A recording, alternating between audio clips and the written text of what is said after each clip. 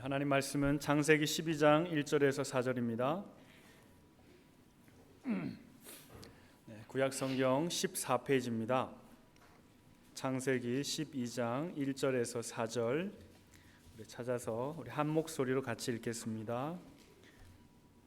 자, 같이 읽겠습니다. 시작. 여호와께서 아브라함에게 이르시되 너는 너의 고향과 친척과 아버지의 집을 떠나 내가 내게 보여줄 땅으로 가라. 내가 너로 큰 민족을 이루고 내게 복을 주어 내 이름을 창대하게 하리니 너는 복이 될지라. 너를 축복하는 자에게는 내가 복을 내리고 너를 저주하는 자에게는 내가 저주하리니 땅의 모든 족속이 너로 말미암아 복을 얻을 것이라 하신지라. 이에 아브라함이 여호와의 말씀을 따라 갔고 롯도 그와 함께 갔으며 아브라함이 하란을 떠날 때에 75세였더라. 아멘. 같이 한번 기도하겠습니다. 하나님 감사합니다. 아브라함의 삶을 통해서 우리의 신앙의 여정을 생각해 보며 말씀 나누게 하심을 감사합니다. 오늘 하나님께 나를 던져라 라는 말씀의 제목으로 말씀을 이제 듣습니다. 하나님, 이 말씀을 통해서 우리를 붙잡고 있는 세상의 메시지와 세상의 영들을 분별하게 하시고 하나님께 우리 자신을 온전히 내어드릴 수 있는, 하나님께 우리를 드릴 수 있는 귀한 아버지 결단의 시간이 되게 하나님 인도하여 주시옵소서. 예수님 이름으로 기도드렸습니다. 아멘.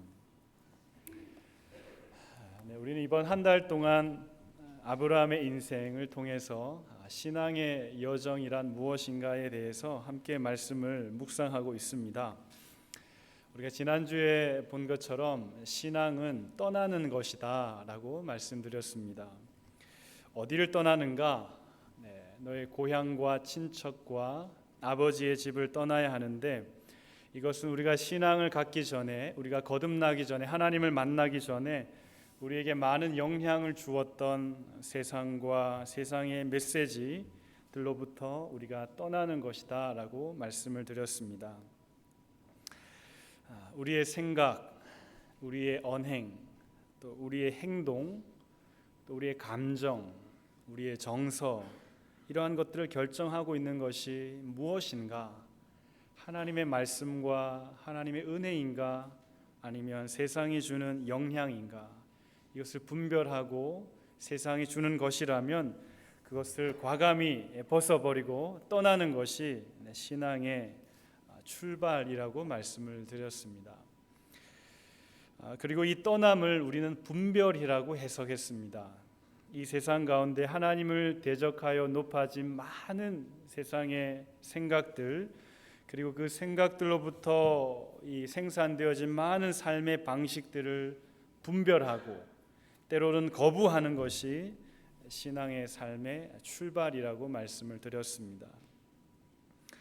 우리 자신을 면밀하게 반성해 보면 예수 믿은 지 몇 년 또는 십수년 이상 되었지만 이 분별의 작업을 하지 않아서 성도의 삶을 살아간다고 하지만 우리의 일상에서는 성도의 삶이 아닌 비그리스도인의 삶과 차이가 없는 것을 보게 된다면 우리는 먼저 이 분별의 작업을 해야 되는 것입니다.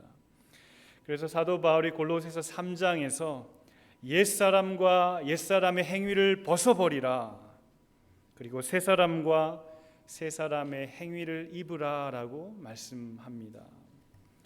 옛사람과 그 행위를 벗어버리는 것, 이것이 바로 고향과 친척과 아버지의 집을 떠나는 신앙의 결단이라고 하는 것입니다. 또 한편에서는 우리의 신앙의 삶은 지나간 과거, 우리가 예수 그리스도를 알기 전에 겪었던 수많은 아픔과 상처들, 그리고 지었던 많은 죄와 그 죄의 영향력으로부터 우리가 벗어나는 것을 의미합니다. 우리는 회개했고 그리스도를 영접함으로 새 사람이 되었지만 여전히 죄의, 그 과거의 죄의 영향력, 그 부정적인 영향력들을 받으면서 살아가고 있다면 우리는 이 영향력을 끊어내는 분별과 결단을 해야 되는 것입니다. 고린도후서 5장 17절에 사도 바울이 이렇게 말하죠. 그런즉 누구든지 그리스도 안에 있으면 새로운 피조물이라. 이전 것은 지나갔으니 보라 새 것이 되었도다. 우리는 새 것이 되었는데 여전히 옛 피조물의 그 부정적인 영향을 받고 있다면 우리의 신앙의 여정에 많은 어려움과 아픔을 주게 된다라는 것입니다. 자, 그렇다면 우리가 그동안 의지해서 살았던 세상으로부터 떠나서 이제 그러면 어디로 가야 하는가? 고향과 친척과 아버지의 집을 떠나긴 떠났는데 그러면 어느 길로 걸어가야 하는가에 대한 질문을 우리 자신에게 던질 수밖에 없는 것입니다. 옛사람을 벗어버리고 새 사람을 입고 신앙의 여정을 걸어가야 하는데 그 신앙의 삶은 어떤 삶인가?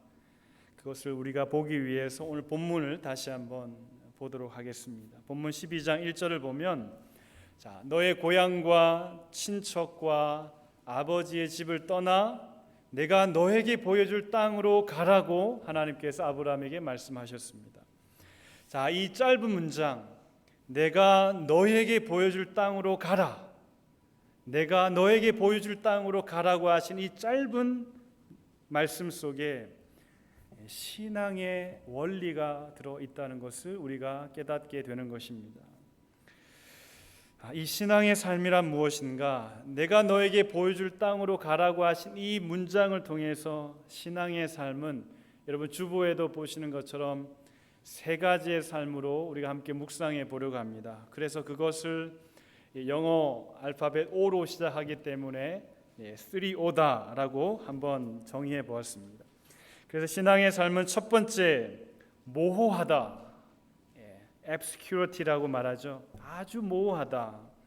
두 번째 신앙의 삶은 우리가 하나님을 바라보는 것이다, observation입니다. 그리고 하나님께 순종하는 것이다, obedience입니다.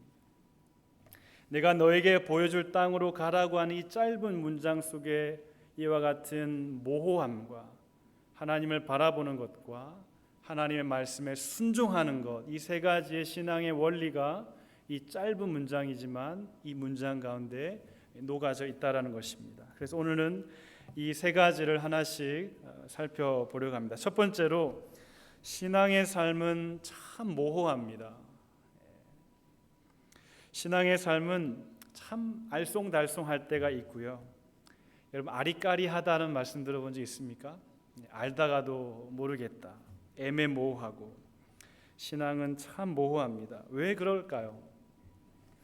하나님께서 아브라함을 부르셔서 자, 내가 너에게 보여줄 땅으로 가라고 하신 말씀 속에는 하나님께서 아브라함에게 너 가야 할 땅을 보여주셨습니까? 안 보여주셨습니까? 보여주셨다고도 말할 수 없고 안 보여주신 것도 아니죠. 막상 그 말 듣고 가려고 하니 어디로 가야 됩니까? 라고 물을 수밖에 없는, 내가 너에게 보여줄 땅으로 가라고 하신 것은 보여주신 것도 아니고 안 보여주신 것도 아닌 참 애매모호한 하나님의 그 명령이었습니다. 하나님께서 가라고 하시는데 하나님 어디로 가야 합니까? 라고 하는 질문을 던질 수밖에 없는 것입니다. 하나님께서 가라고 하신 땅이 바로 우리 교회, 예를 들어서 710번 베들레헴 파이크 필라델피아 사랑의 교회로 가라고 하시면 거기구나, 어떻게 해서든 찾아가겠는데 하나님께서 말씀하신 것은 그런 구체적인 장소가 아니었습니다. 내가 너에게 보여줄 땅으로 가라. 이것만큼 불확실한 표현도 없습니다. 하나님께서 우리들에게 신앙의 여정은 이런 것이다라고 하면서 정말 손에 잡히게 명확하게 이해되어지고 경험되어지도록 깨달아지도록 우리에게 설명해 주시고 인도해 주시면 좋겠는데 신앙의 여정은 참 애매모호할 때가 많습니다. 그래서 아브라함은 사실 어디로 가는지 어떻게 가야 할지 전혀 알지 못하고 하나님께서 가라고 하신 그 땅으로 한 걸음 한 걸음 걸어가기 시작했던 것입니다.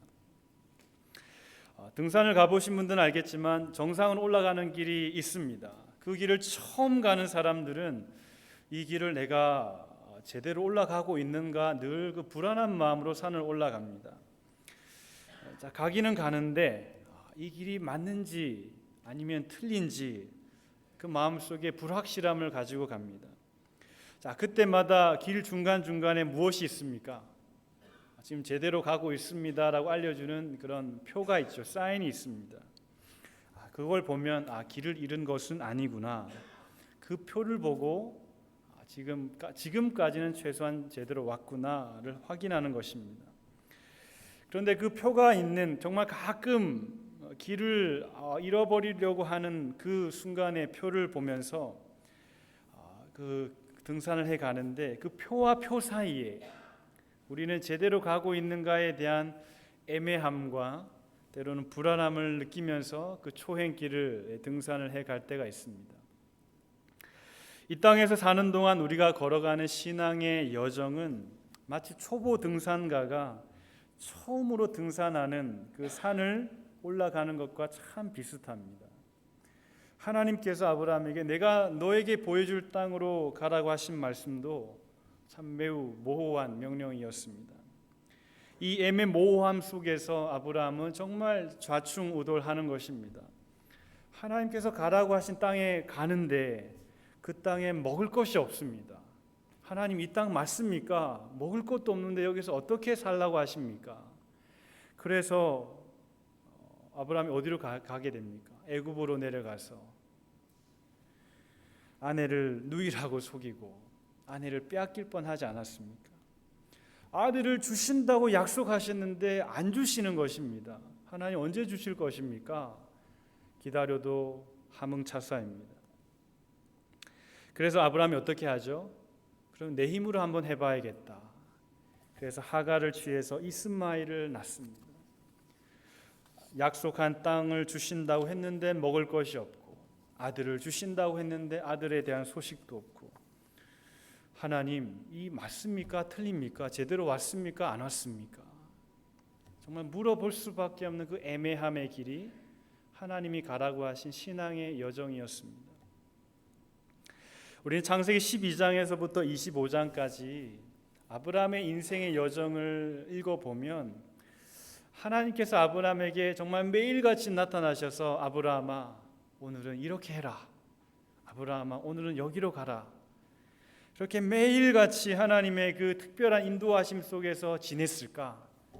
아니면 그렇지 않았을까? 여러분 어떻게 생각해 보십니까?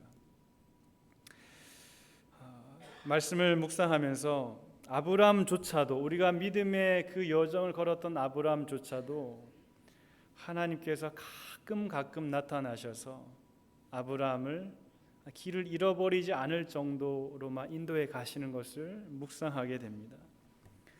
마치 등산길에 가끔 길을 안내해 주는 그 사인처럼 하나님께서도 아브라함에게 참 아쉬울 정도로 가끔 나타나셔서 하나님을 인도하신 것입니다. 창세기 12장을 읽어보면 하나님께서 아브라함을 부르신 때가 아브라함의 75세 때입니다.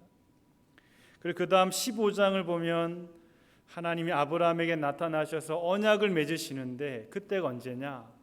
아마도 가나안 땅에 들어온 지 한 5년 정도 지난 80대 초반이었습니다. 16장에 하갈을 통해서 아들을 이스마엘을 낳는데 그 나이가 86세입니다. 그리고 그 다음 17장에 이제 아브라함이 99세가 되었는데 86세부터 99세가 되는 그 13년 동안 하나님께서 아브라함에게 특별히 나타나셨다라고 하는 말씀이 성경에 없습니다. 그리고 아브라함이 이삭을 낳고 나서 22장에 그 유명한 모리아산에서 하나님의 그 음성을 듣고 하나님을 만났던 해가 대략 120세 전후였습니다. 그리고 25장에 넘어가면 아브라함이 175세에 죽습니다. 자, 이렇게 12장에서부터 25장 읽어보면 아브라함의 인생은 부르심을 받고 나서 100년간 그 하나님의 소명의 길을 걸었는데 그 인생 중간중간에 하나님이 나타나셔서 아브라함이 이 믿음의 길에서 이탈되지 않도록 만나주시고 보호해 주셨던 것입니다. 그런데 생각해 보면 12장에서부터 25장까지 창세기의 챕터들 한 장 한 장 그 사이사이에 아브라함의 신앙의 여정 대부분은 너무나도 일상적인 삶이었고, 어찌 보면 하나님이 찾아오신 것보다 하나님께서 아브라함 혼자 살아가도록 두신 그런 시간이 훨씬 많았다라는 것입니다. 하나님이 계신지 아니 계신지, 하나님의 따뜻한 인도하심의 손길을 경험할 수 없는 떠나 계신 하나님의 시간들이 더 많았던 것입니다. 아브라함의 마음속에 내가 제대로 왔는가? 내가 갈대 우르에서 지냈던 그 모든 기반들을 다 버리고 왔는데 하나님께서 나를 매일처럼 만나주지 아니하시고 나를 그냥 내버려 두신다는 느낌을 가지고 일상의 삶을 살았던 때가 더 많았을 것입니다. 사도 바울도 신앙의 여정을 말하면서 고린도전서 13장에서 이렇게 말씀합니다. 우리가 지금은 거울을 보는 것 같이 희미하다. 지금은 우리가 부분적으로 알기 때문에 하나님에 대해서 우리가 온전하게 알 수 없다고 말합니다. 이것은 신앙의 여정이 우리에게 참으로 애매모호한 때가 많습니다. 희미하고 부분적일 뿐만 아니라 사실 어디로 가는지 그 목적지에 대한 정확한 그 방향을 잡지 못할 때가 많습니다. 어떨 때는 성령으로 충만해서 신앙생활은 이렇게 하는 것이다라고 주변에 많은 간증을 하다가도 어느 때는 정말 내 영혼에 하나님이 계시지 않고 영혼의 사막이 찾아오고 영혼의 광야가 찾아와서 하나님이 계신지 안 계신지 전혀 느낌을 가질 수 없는 그런 때가 우리 성도들에게 있다라는 것입니다. 아까 우리 620장 그 찬송을 하면서 그 2절 가사를 부르는데 참 오늘 이 말씀을 묵상하는 것과 너무나도 그 마음이 연결되었습니다. 620장 그 가사를 보면 주님이 뜻하신 일 우리가 헤아릴 수가 없다. 애매모호하다라는 것이. 그러나 언제나 우리가 주 뜻 안에 있음을 우리가 안다. 애매하지만 이것이 하나님의 뜻인지 저것이 하나님의 뜻인지 이 길이 하나님의 길인지 저 길이 하나님의 길인지 이것을 하나님이 원하시는지 저것을 하나님이 원하시는지 내가 헤아리기 어렵지만 그럼에도 불구하고 우리가 주 뜻 안에 있음을 우리가 안다. 사랑하는 성도 여러분, 우리가 믿음으로 고백하는 삼위일체 하나님, 그분이 누구신지 충분히 모릅니다. 예수께서 십자가에서 완성하신 구원의 능력이 무엇인가 우리는 충분하게 이해할 수 없습니다. 성령으로 인하여 성화의 능력이 죄인인 저와 여러분의 마음에 어떻게 적용되고 어떻게 역사하고 우리를 어떻게 거룩한 삶을 만들어가는지 우리는 그 성령의 세밀한 사역을 다 이해할 수가 없습니다. 애매합니다. 우리의 지식과 능력으로 헤아릴 수가 없습니다. 아브라함도 내가 너에게 보여줄 땅으로 오라고 하신 그 하나님의 명령 가운데 하나님의 깊은 뜻을 다 헤아릴 수 없기 때문에 애매하지만 그러나 그 길을 걸어갔던 것입니다.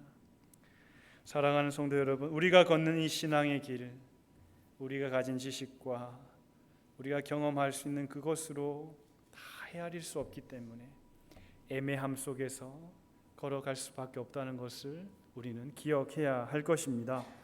자, 두 번째로는요, 신앙의 삶은 하나님을 바라보는 삶이다라는 것입니다. 하나님을 뚫어지게 관찰하는 것이다. 하나님을 observation 하는 삶이다라는 것입니다. 자, 하나님께서 아브라함에게 내가 내게 보여줄 땅으로 가라고 하신 하나님의 말씀은 앞으로 장차 보여주시겠다고 하는 약속입니다. 사실 아브라함은 이 약속 하나 믿고 가야 했습니다. 그 약속 하나 믿고 자기가 기반을 둔 모든 곳을 포기하고 떠나야 했습니다. 여러분, 이게 쉽겠습니까? 어렵겠습니까? 결코 쉬운 일이 아닙니다. 하나님 지금은 보여주신다고 해놓고 나중에 하나님 마음 변해서 안 보여주시면 저 어떻게 됩니까? 제가 포기한 거 다 갚아주실 것입니까? 그러니까 하나님이 보여주실지 안 보여주실지 제가 모르니까 얼마라도 뒷파짓을 좀 하십시오. 가야 할 땅의 이름이라도 좀 알려주십시오. 거기 가면 어떤 사람이 너를 맞이할 것이다 라고 한 그 사람 이름이라도 좀 알려주십시오. 그런 하나님은 아무것도 주지 않습니다. 내가 너에게 보여줄 땅으로 가라. 앞으로 보여주겠다. 그 약속 하나만 믿고 가는 것입니다. 하나님이 왜 다 보여주지 않으셨을까요? 물론 아브라함이 다 이해할 수 없고 헤아릴 수 없었던 이유도 있겠지만 하나님께서 다 보여주지 않으신 이유는 이 신앙의 길이 바로 전적으로 하나님을 의존하는 길이라고 하는 것을 가르쳐 주기 위해서였습니다. 자, 신앙의 길은 아브라함이 떠났던 그 길은 하나님이 보여주지 아니하시면 결코 찾아갈 수 없는 땅입니다. 목적지를 알고 그 길에 이르는 길을 알았더라면 아브라함은 하나님 의지하기보다는 자기 손에 들린 목적지와 그곳을 찾아가는 지도를 보고 갔을 것입니다.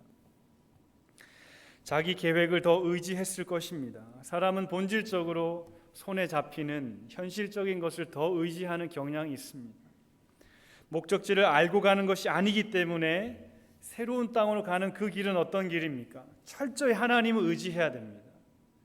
철저히 하나님 없으면 한 걸음도 나갈 수 없기 때문에 어떻게 보면 무능의 삶을 살아가야 하는 것입니다. 어떻게 보면 다 포기해야 합니다. 다 내려놓아야 합니다. 하나님만 의지하고 걸어가야 하기 때문에 내게 보여줄 땅으로 가라고 하신 그 말씀은 하나님을 의지하는 삶을 살아가는 것입니다.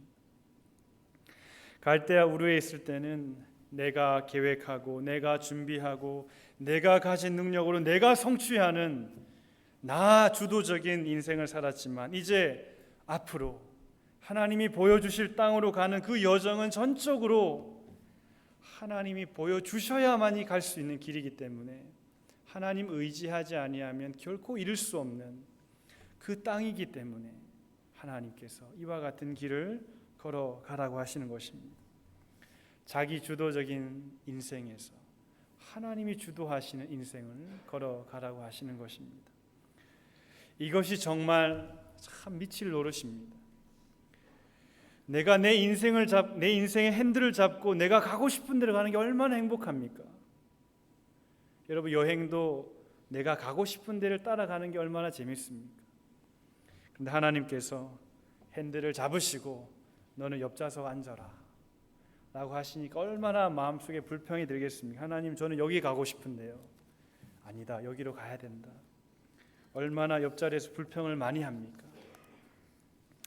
그렇지만 핸들을 잡으신 하나님 그 옆 조수석에 앉는 것이 신앙생활이라고 하는 것을 가르쳐 주기 위해서 하나님은 내가 너에게 보여줄 땅으로 가라고 하시는 이 참 불확실한 약속을 주셨던 것입니다.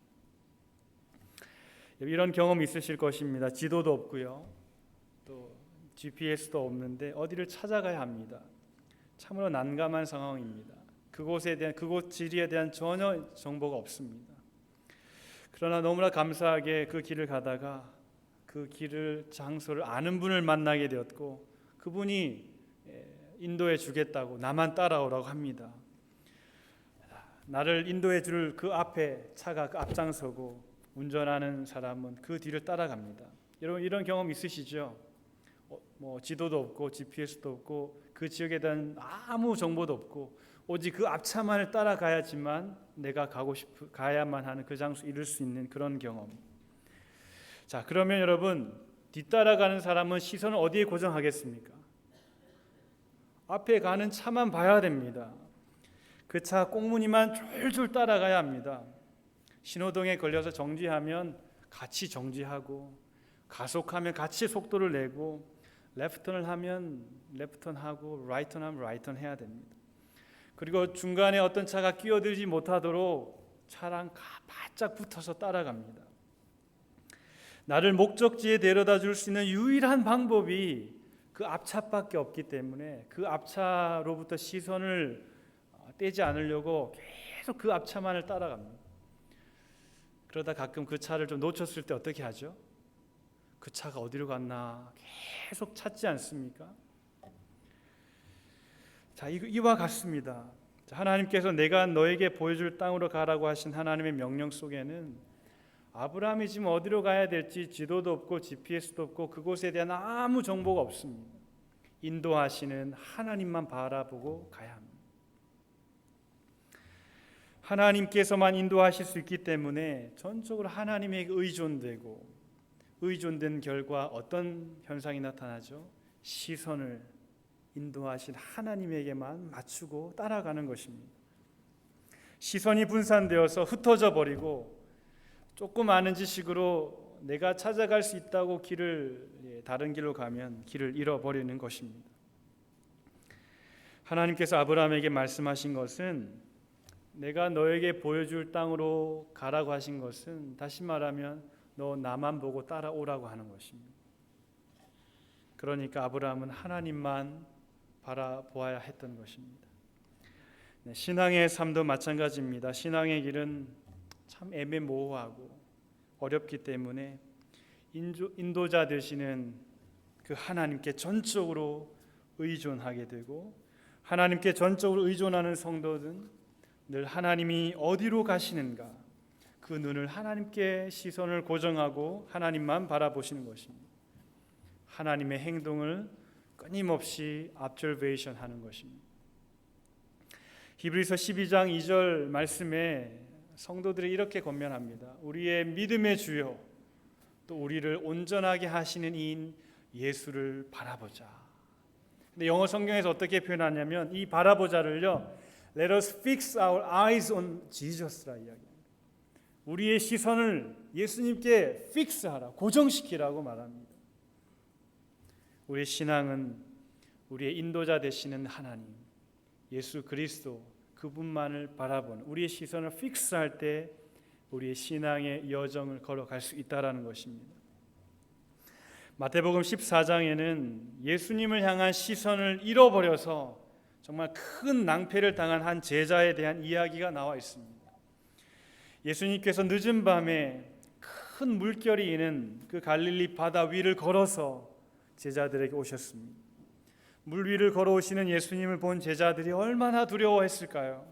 그런데 제자 중 한 사람 베드로 이렇게 말합니다. 예수님, 걸어오시는 분이 당신 예수님이시면 저에게 명령하여서 저를 걸어오라고 하십시오.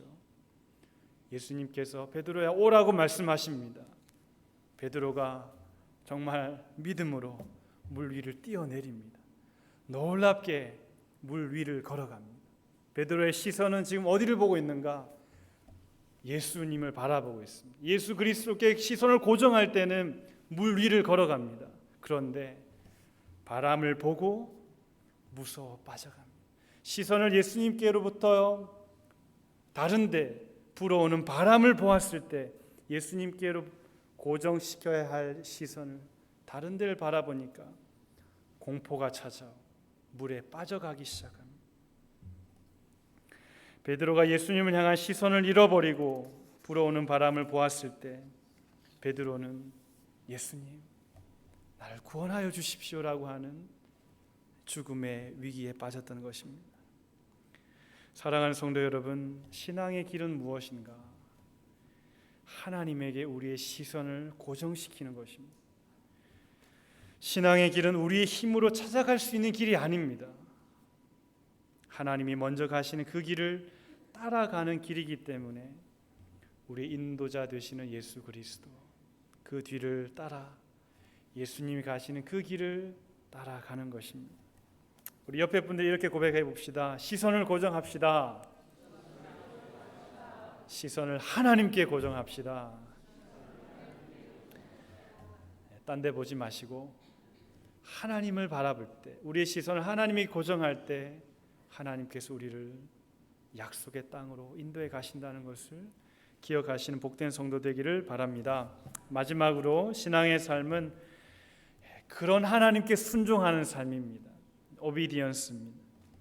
자, 불확실하고 불편하고 불안한 신앙의 여정을 가라고 하시는 하나님의 말씀에 순종하여 그 길을 떠나는 것이 신앙이라고 하는 것입니다. 신앙은 우리의 이해와 지식으로 100% 이해하면서 걸어가는 그런 선명한 길도 아닙니다. 앞으로의 계획과 절차와 과정을 다 숙지하고 걸어가는 길도 아닙니다. 그러나 신앙인은 그 길을 걸어갑니다. 불합리하고 모순되는 것 같아 보여도 그 길을 걸어갑니다. 히브리서 11장에 아브라함의 이 신앙의 여정을 이렇게 설명합니다. 믿음으로 아브라함은 부르심을 받았을 때에 순종하여 장래의 유업으로 받을 땅에 나아갈새. 어떻게 그다음 말하죠? 갈 바를 알지 못하고 나아갔다고 말합니다. 아브라함 모르고 나갔습니다. 아브라함은 어디로 가야 할지 전혀 알지 못하지만 그 길을 걸어갔습니다. 여러분 한번 상상해 보십시오. 어디로 가는지 전혀 모르는데 하나님이 가라고 하시면 여러분 마음속에 아멘 가겠습니다 하겠습니까? 하나님 어디로 가라고 하는 말입니까? 우리의 마음속에 저항감이 듭니다. 자신의 이성과 지식에 저항이 있습니다. 우리의 경험과 습관에 저항이 생겨서 아브라함의 발목을 분명히 붙잡았을 텐데 그럼에도 불구하고 그 애매모호한 길을 아브라함이 걸어가고 있는 것을 보게 됩니다. 오늘날 많은 사람들이 이 신앙의 길에서 주저하고 있습니다. 그 길을 걸어가지 못하는 이유가 이 불합리해 보이는 신앙의 길을 어떻게 걸어갈 수 있는가에 대한 그 저항감이 내면에 있기 때문입니다. 공부를 많이 하신 분들은 자기가 가진 지식과 배움 때문에 이 불합리한 길이 너무 불합리해 보입니다. 또 온갖 고생하셔서 성공하신 분들은 자기의 경험한 그 성공과 자기 힘 그것을 의지해서 이 불합리한 길을 걸어가지 않는 사람도 있습니다. 어떤 분은 주위의 상황이나 자기가 가진 여러 배경의 그 저항감 때문에 이 불합리하고 불편하고 불안한 길을 주저하고 있는 사람들이 많습니다. 그러나 아브라함이 그럼에도 불구하고 이 길을 걸어갈 수 있었던 이유가 무엇인가? 그것이 바로 주님이 아브라함에게 주신 꿈과 비전 때문이었습니다. 여러분 창세기 12장 1절에서 4절 본문을 보면 하나님께서 아브라함에게 어떤 꿈과 비전을 주셨습니까? 너는 복이 될지라 땅의 모든 족속이 너로 말미암아 복을 얻을 것이다. 이 꿈과 비전을 가지고 아브라함은 그 불확실한 약속의 땅을 향하여 걸어가는 것입니다. 모든 것이 불확실했지만 아브라함이 가야 하는 그 길의 모든 것이 불안했지만 그러나 한 가지 확실한 것은 무엇이었습니까? 내가 어디를 가든지 나는 복이 될 거야. 내가 어디를 가든지 나를 통해 모든 족속이 하나님의 복을 누리게 될 것이다 라고 하는 하나님의 꿈과 비전에 대한 확신 때문에 그 길이 불합리해 보이고 그 길이 불편해 보이고 그 길이 불안해 보여도 걸어갔던 것입니다. 나는 어디로 걸어갈지 모르지만 어디에서 무엇을 할지 모르지만 무엇을 하든지 하나님께서 주신 그 비전 나를 통해서 땅의 모든 족속이 하나님의 복을 누리게 될 것이다 라고 하는 그 부르심의 감격 때문에 아브라함은 그 길을 걸어갈 수 있었던 것입니다. 불확실한 신앙의 길을 걸어갈 수 있는 그 순종의 힘이 어디서부터 오는가? 나를 통해 모든 족속이 하나님의 복을 누리게 될 것이다 라고 하는 그 거룩한 비전과 이 비전을 위해서 자격 없는 나를 하나님이 선택하셨다라고 하는 그 은혜로부터 순종의 힘이 솟아나는 것입니다. 거룩한 선택을 입고 거룩한 비전을 받았다는 이 하나님의 은혜가 우리를 신앙의 길로 우리를 가게 하는 것입니다. 그래서 신앙의 길은 하나님이 주신 이 비전, 땅의 모든 족속이 너를 통해 하나님의 복을 받을 것이다 라고 이 하나님의 비전 속으로 우리 자신을 던져 넣는 것입니다. 마치 높은 절벽에서 바다를 향해 다이빙을 하듯이 우리 자신을 하나님의 비전 속으로, 하나님의 꿈으로 망설임 없이 우리 자신을 던져 넣는 것이 신앙의 삶인 것입니다. 아브라함에게는 어디를 가느냐, 어떻게 가느냐가 중요한 것이 아니었습니다. 중요한 것은 무엇이었습니까? 내가 어디를 가든지 무엇을 하든지 나는 복이 될 사람이에요. 어디를 가든지 나는 하나님의 복을 유통하는 사람이 될 것이다 라고 하는 하나님의 비전에 대한 확신이었습니다. 어디로 가는지는 불확실했지만 나는 누구인가에 대한 확신을 가지고 아브라함이 신앙의 여정을 담대히 걸어갈 수 있었던 것입니다. 그러하기에 궁극적으로는 아브라함의 신앙의 여정은 선명한 믿음의 여정이었습니다. 어디로 가는지는 모르지만 나는 누구인가에 대한 확실한 비전을 가지고 아브라함은 그 길을 걸어갔던 것입니다. 말씀을 정리하겠습니다.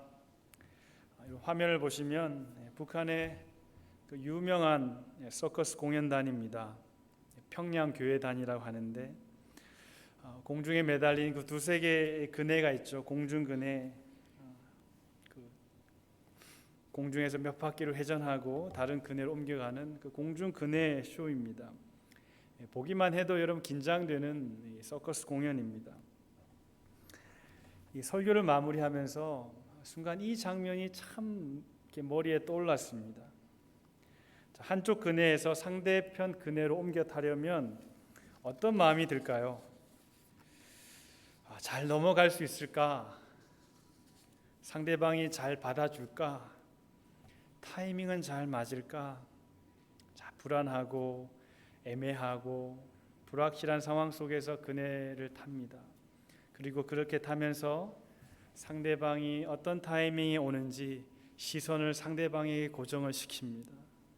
그리고 딱 타이밍이 되었을 때 자기 자신을 힘껏 상대방에게 던지면 저편에 있던 사람이 손을 잡아주면 그네로 다른 편 옮겨 타게 되는 것입니다.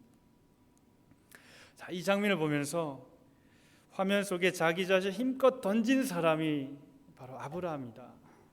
그리고 우리 성도라는 생각이 들었습니다. 그 힘껏 던진 성도를 받으시려고 준비하시고 성도의 손을 잡아주시는 분이 바로 하나님이시구나.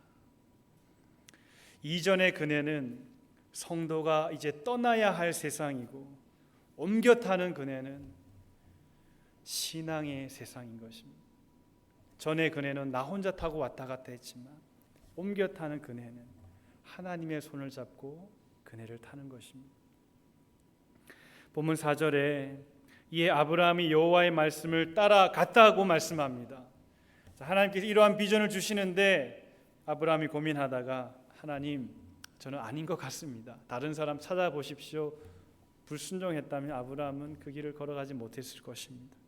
그러나 아브라함은 하나님의 그 꿈과 비전에 자기 자신을 힘껏 던져서 아브라함은 하나님이 부르시는 그 신앙의 길로 자기 자신을 던진 사람이었던 것입니다. 사랑하는 성도 여러분, 지금도 하나님께서 저와 여러분에게 말씀하십니다. 너 지금 타고 있는 그네에서 내가 타고 있는 그네로 넘어오지 않을래?